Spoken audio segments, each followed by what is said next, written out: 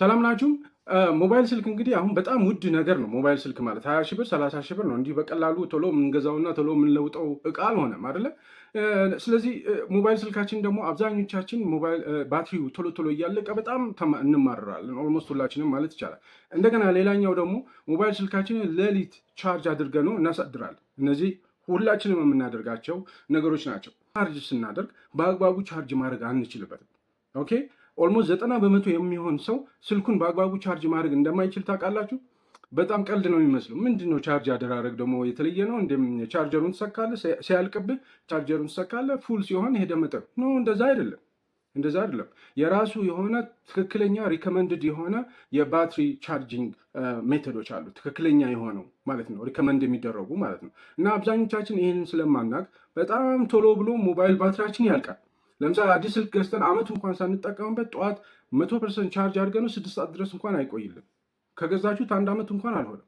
ኦኬ ማንኛውም አዲስ ስልክ ቢያንስ 2 ዓመት ተኩል እስከ 3 ዓመት ድረስ ምንም አይነት የባትሪ ችግር ሊያጋጥማችሁ አይገባም። የባትሪ ችግር ማለት ምን ማለት ነው? ጠዋት 100% ቻርጅ አድርጋችሁት ከዛ ቀኑን ሙሉ መዋል አለበት ለ3 ዓመት ሚኒመም። ከ2 ተኩል እስከ 3 ዓመት አብዛኞቹ ስልኮች ባትሪያችሁ ምንም መሆን የለበትም። ከ3 ዓመት በኋላ አይሰራም ማለት አይደለም፣ ግን 100% ቀኑ ሙሉ ላያውላችሁ ይችላል። 2 ጊዜ ቻርጅ ልታደርጉት ትችላላችሁ፣ ወይም 10 ሰዓት ላይ ማታ አካባቢ ሊያልቅ ይችላል።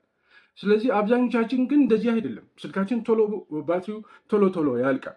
ስለዚህ በዚህ ቪዲዮ እንዴት በትክክል ሞባይል ስልካችሁን ባትሪያችሁን እንዴት ቻርጅ ማድረግ እንዳለባችሁ እነግራችኋለሁ። በዚህ በምነግራችሁ ትክክለኛ መንገድ ቢያንስ እስከ 2 ዓመት ተኩል ድረስ ሚኒመም እስከ 3 ዓመት ድረስ የሞባይል ባትሪያችሁ ምንም አይነት ችግር ምንም አይነት ፍሎ አያሳይም። ይሄ የተረጋገጠ ነገር ነው ማወራችሁ፣ ዝም ብዬ እኔ የፈጠርኩት ነገር አይደለም።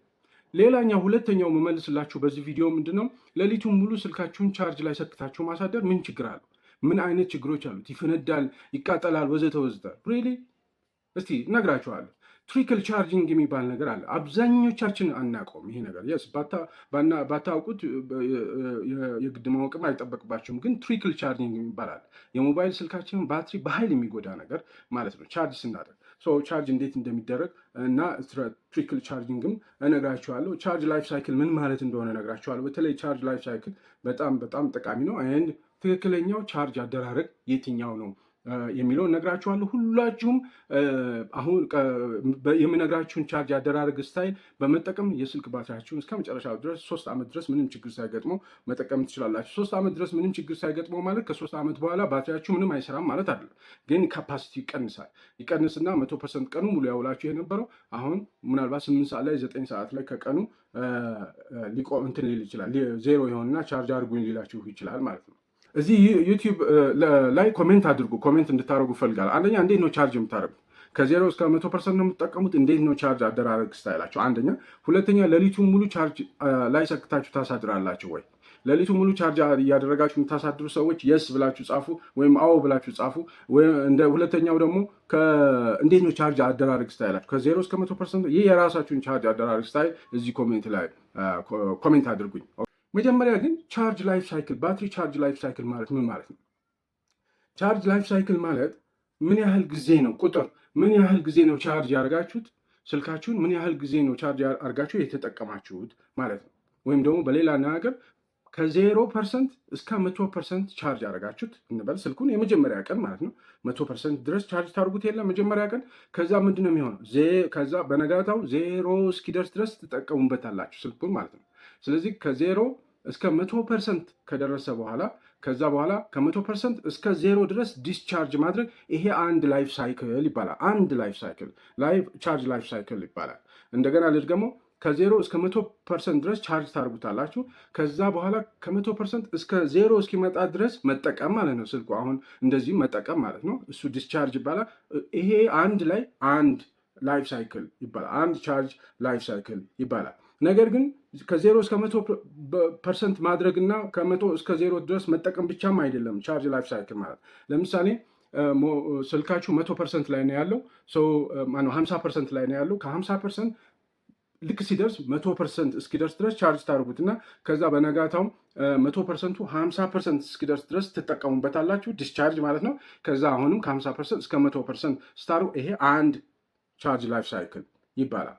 እንደ አንድ ቻርጅ ላይፍ ሳይክል ይቆጠራል።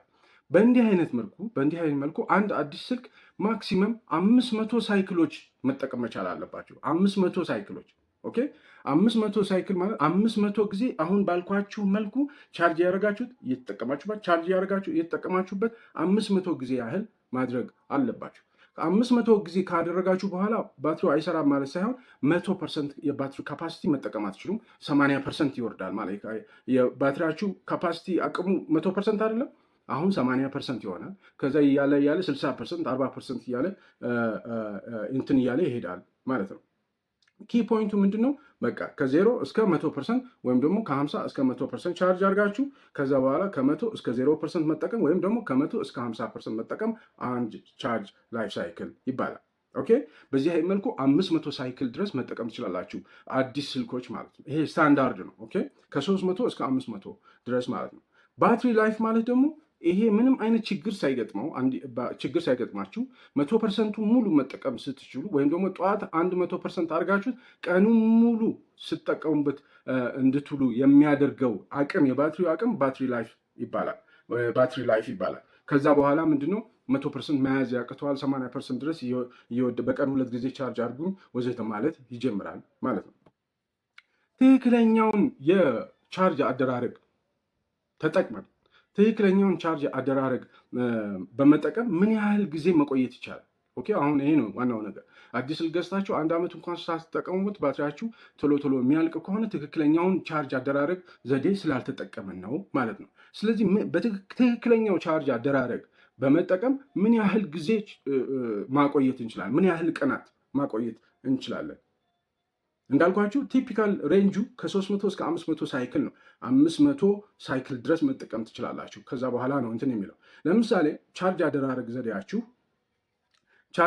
ዘዴያችሁ ከ20% እስከ 80% ታደርጉታላችሁ። ለምሳሌ 20% ላይ ሲደርስ ቻርጅ ትሰኩትና እዛ 80% እስኪደርስ ድረስ ቻርጅ ካደረገ በኋላ ትነቅሉትና ከ80% ትጠቀሙበታላችሁ ማለት ዲስቻርጅ ታደርጉታላችሁ። ከዛ 20% ሲደርስ ደግሞ እንደገና ቻርጅ ታደርጉታላችሁ። ይሄ አንድ ቻርጅ ላይፍ ሳይክል ይባላል። እንግዲህ 20/80 ከተጠቀማችሁ ምን ማለት ነው? 60% የሚሆነውን የባትሪን ካፓሲቲ የተጠቀማችሁ ነው። ከ80 ላይ 20 ስትቀንሱ 60 ማለት ነው። 100%ቱን አልተጠቀማችሁበትም፣ 60%ቱን ነው የተጠቀማችሁ ያላችሁት። ስለዚህ 100ን ለ60 ስታካፍሉት ስንት ይመጣል መሰላችሁ? አንድ ቀን 6-7 ቀናት ይመጣል። 1.67 ይመጣል። 100ን ለ60 ስታካፍሉት 1.67 ቀን ምን ማለት ነው? 80% ላይ ቻርጅ ካረጋችሁት ስልካችሁ 80% ላይ ቻርጅ ካረጋችሁት በኋላ 20% ድረስ ለመጠቀም 1 ቀን ተኩል ያህል ይቆያል። ትክክለኛ ስልክ እና ኦሪጂናል ስልክ ከሆነ ማለት ነው። ስለዚህ 1.6 ማለት 1.67 ማለት ነው። ካልኩሌሽን ነው፣ ወይም 1 ቀን ተኩል እንደማለት ነው። ከዛ ደግሞ ማንኛውም ስልክ 500 ቻርጅ ላይፍ ሳይክል አለው ብያቸዋለሁ። 500 ሳይክሎች አሉ ብያለሁ። ስለዚህ ምን ማለት ነው? 1.67 ሲባዛ በ500 ሳይክል በአጠቃላይ ምን ማለት ነው? 835 ቀናት ያ ሞባይል ባትሪ ምንም አይነት ችግር ሳያሳይ ሙሉ 100%ቱን መጠቀም ትችላላችሁ ማለት። 835 ቀን ማለት ኦልሞስት 2 ዓመት ተኩል ማለት።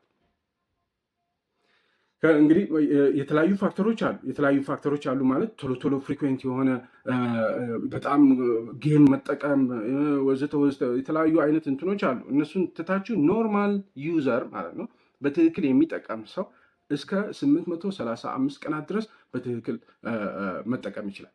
ኦኬ። ቻርጅ ኖርማል ትክክለኛው ቻርጅ አደራረግ ከተጠቀመ ማለት ነው። ስለዚህ ትክክለኛው ቻርጅ አደራረግ ሪከመንድ የሚደረገው ትክክለኛው ቻርጅ አደራረግ የቱ ነው? ኦልሬዲ ነገርኳቸው። 20/80 ኦኬ። 80% እስኪደርስ ድረስ ቻርጅ አድርጋችሁ 20% እስኪደርስ ድረስ መጠቀም፣ ይሄ ትክክለኛ ቻርጅ አደራረግ ስታይል እንጂ ከ0 እስከ 0 ድረስ እስኪደርስ መቆየት 100% እስኪደርስ ድረስ ቻርጅ ማድረግ ትክክለኛ አይደለም። ከፍተኛ ስትረስ ይፈጥርበታል። ባትሪያችን የሞባይል ስልካችን ባትሪ በነገራችን ላይ ሊቲየም አዮን ይባላል። ሊቲየም አዮኑ ላይ ከፍተኛ ኬሚካል ሪአክሽን እንዲፈጠር እናደርጋለን። ከፍተኛ ስትረስ ይፈጠራል። ስለዚህ ካፓሲቲው ዲግሬድ እያደረገ እየሞተ እየደከመ ይሄዳል። እንዳልኳቸው ሊቲየም አዮን የሚባሉ ባትሪዎች ናቸው እና ኤክስትሪም ስቴትስ የሚባሉ አሉ። ኤክስትሪም ስቴት ማለት 0% እና 100% ወይም ደግሞ ከ90% በላይ ከሆነ ቻርጁ 90% በላይ ከሆነ ኤክስትሪም ስቴት ላይ አድርጋችሁታል። ባትሪውን ትጎዱታላችሁ። ከ90% በላይ ካደርጋችሁት ኤክስትሪም ስቴት ላይ ነው የሚሆነው። ዜሮም ከሆነ ዜሮ ድረስ ከተጠቀማችሁበትም ኤክስትሪም ስቴት ላይ ነው። ሊቲየም አዮኑ ሊኩዊድ ነገር ነው። ባትሪያችን ውስጥ ያለ ሊኩዊድ ነገር ነው። እሱ ላይ ከፍተኛ የሆነ ኬሚካል ሪአክሽን ይፈጥራል። ስለዚህ ኤክስትሪም ስቴቶችን መተው ነው ማለት ነው። ኦኬ ዜሮ ወደ ዜሮ መጠጋት ወይም ደግሞ ወደ 100% መጠጋት የለባችሁ። ቻርጅ ስታደርጉት 100% እስኪጠጋ ድረስ ቻርጅ ማድረግ የለባችሁ። ስትጠቀሙ 0% እስኪደርስ ድረስ መጠቀም የለባችሁ። ይሄ ከፍተኛ ስትረስ ይፈጥራል ማለት ነው። ኦኬ ሶ እንዴት ነው 80% 20% ማድረግ የምትችሉት? ምክንያቱም ስልካችሁን ቻርጅ ስታደርጉት 100% ነው የሚያደርገው አይደል? 100% እስኪደርስ ድረስ ማለት ነው። ፎን ሴቲንጋችሁ የሞባይል ስልካችሁ ሴቲንግ ላይ ባትሪ ሴቲንግ አለ። ባትሪ ሴቲንግ ላይ ሊሚት ቻርጂንግ የምትላለች። ሊሚት ቻርጂንጉን 80% ማድረግ ማለት ነው።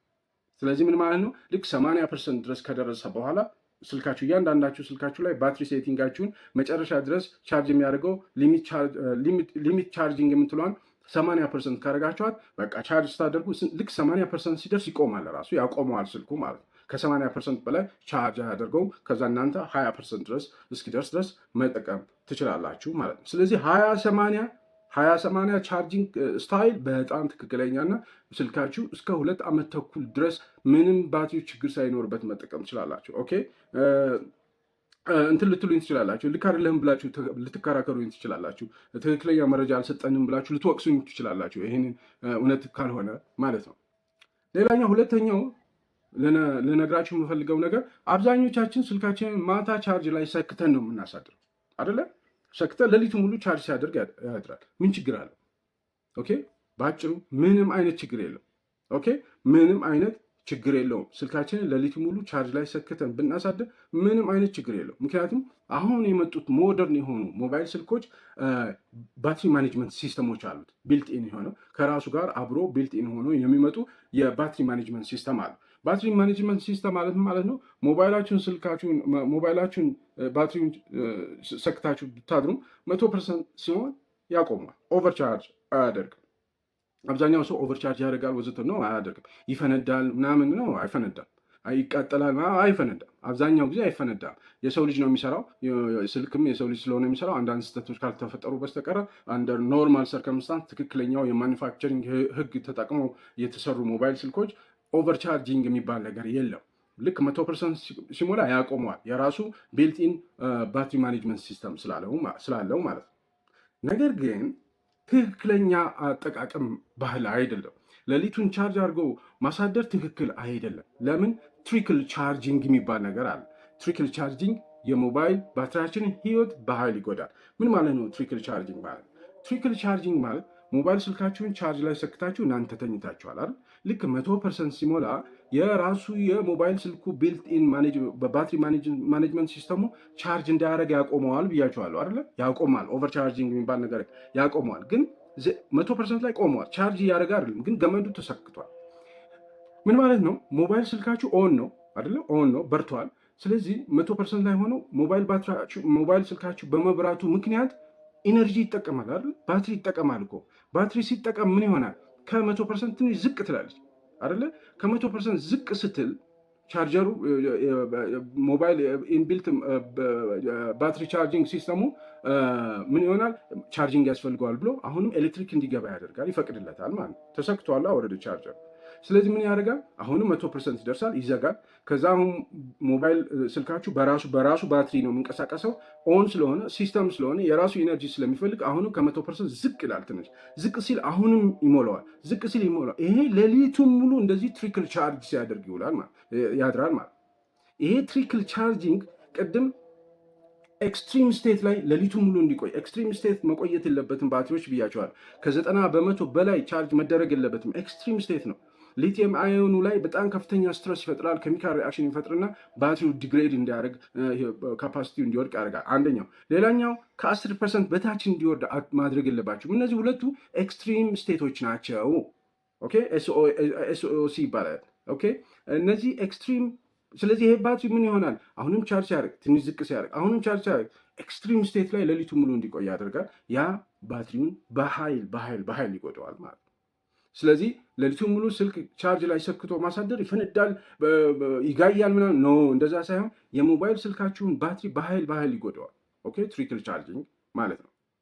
ሌላኛው ትሪክል ቻርጂንግ ችግሩ ምንድን ነው? ከፍተኛ ሂት ይኖራል። ሌሊቱን ሙሉ ከፍተኛ ሂት ስለሚኖረው፣ ሙቀት ስለሚኖረው፣ ያ ሙቀት ደግሞ ምናልባት ትራስ ላይ አስቀምጣችሁት ወይም ደግሞ ሶፍት ነገሮች ላይ አስቀምጣችሁት ከሆነ ከፍተኛ የሆነ ሂት፣ ከፍተኛ የሆነ ሙቀት ስለሚፈጥር ምናልባት እሳት ሊነሳ ይችላል። ግን እሱም በጣም ሬር ነው። ዋናው የራሳችሁን የስልካችሁን ባትሪ በጣም ይጎደዋል። ሌሊቱ ሙሉ ስልክ ቻርጅ ማድረግ ማለት ነው። አብዛኛው ሰው ሌሊቱ ሙሉ ስልክ ቻርጅ ማድረግ በጣም እሳት ይፈጥራል፣ ይጋያል የሚል አስተሳሰብ አለ። ኖ እንደዛ ሳይሆን የሞባይል ባትሪያችሁን ህይወት በጣም እንትን ይለዋል ማለት ነው። ስለዚህ መጀመሪያው ጥያቄ መለስኩላችሁ አይደለ? ትክክለኛው ቻርጅ አደራረግ ስታይል 20/80 ይባላል። ከ20% እስከ 80% ድረስ ቻርጅ ማድረግ፣ ከዛ 80% እስከ 20% ድረስ ደግሞ መጠቀም። ኦኬ። ሌላኛው ማታ ቻርጅ አድርጋችሁ ስልካችሁ ማሳደር የለባችሁ። ምክንያቱም መጀመሪያ በኃይል የሚጎዳው የራሳችሁን የስልካችሁን ባትሪ ነው። በተቻለ መጠን ቻርጅ ስታደርጉ በጣም ሞቃታማ ያልሆነ መጠነኛ ቴምፕሬቸር ያለበት ማድረግ ትችላላችሁ። እንደዚሁም ሌሎች ፋክተሮች አሉ። በነገራችን ላይ ስልካችሁን ባትሪ የሚበላው የተለያዩ አፕሊኬሽኖችን ስለምትጠቀሙ በጣም ባትሪ ድሬን የሚያደርጉ አፕሊኬሽኖች አሉ። እነሱን ስለምትጠቀሙ ሊሆን ይችላል። እነሱን ሞኒተር ማድረግ ትችላላችሁ። እንዴት ነው እናንተ እስካሁን ድረስ ሌሊቱን ሙሉ ቻርጅ ስታደርጉ ታድራላችሁ? አንድ ኮሜንት እንድታደርጉ፣ ሁለተኛ ደግሞ እስካሁን ድረስ በምን መልኩ ነው ቻርጅ ስታደርጉ የነበሩት? 0 ሲደርስ ከ100% ነው? እንዴት ነው ቻርጅ አደራረጋችሁ? ኮሜንት አድርጉኝ።